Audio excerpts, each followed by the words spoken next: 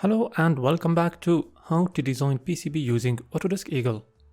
In this lesson, we are going to take a quick introduction about transistors and what are the main applications for the transistors and how to select one for your project. So first, what is transistor?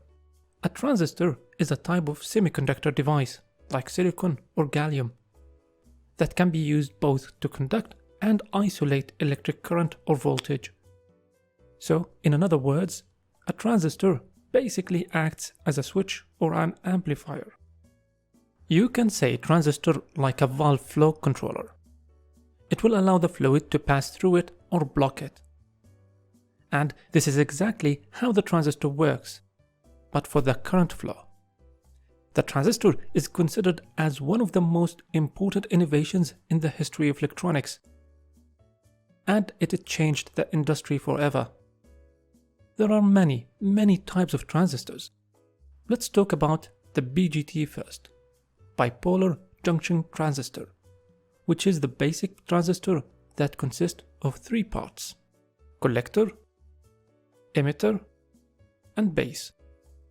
And there are two basic types of BJT transistors, NPN and PNP. In NPN, if a small current passes through the base, it will allow the current to pass through from the collector to the emitter.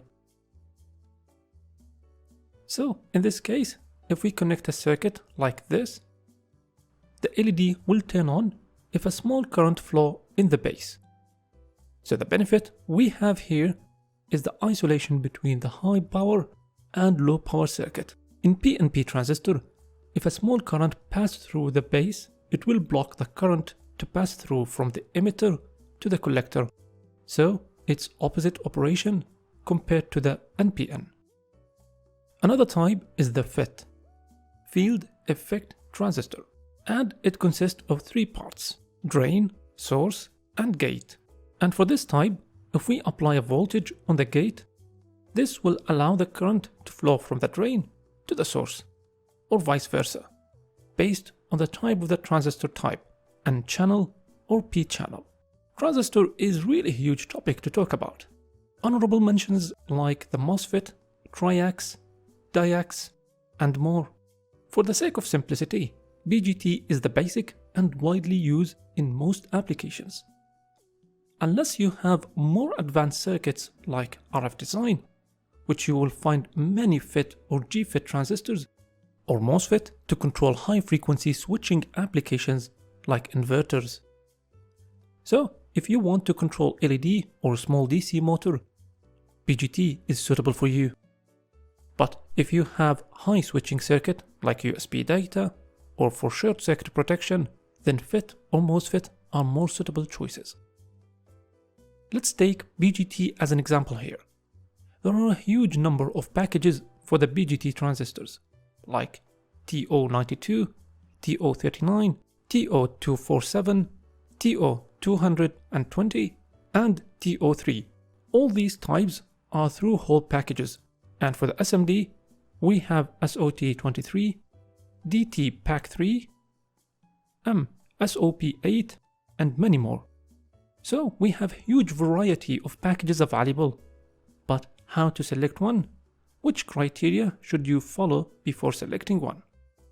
Power dissipation. Now for each transistor, there are maximum current that the transistor will withstand before it will burn. Based on this current, each package has a power dissipation value limit before it will be damaged. For example, TO92 package is so common and has a power dissipation of 500 milliwatt at 25 degrees. So for simple applications, that's more than enough. But let's say you have a DC motor with high current, then you should look to another alternative like TO22 or TO263, which can dissipate more power, and you can add a heatsink if needed. Maximum voltage and current. Each transistor has a limited current and voltage. If you apply higher voltage or current than the transistor designed to handle, it will burn immediately. So go always to the datasheet and check these values before choosing your transistor. space. Now, if you have a small PCB area to use, always go to the SMD to free some spaces, but take the first two criteria into consideration.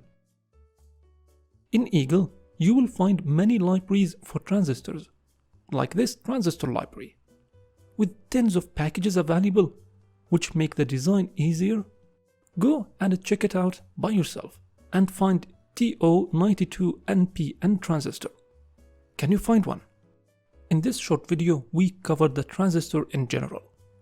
And you should always go and read more about it and check the datasheet for the application you design for more information and reference circuits. Thank you so much for watching. See you next time.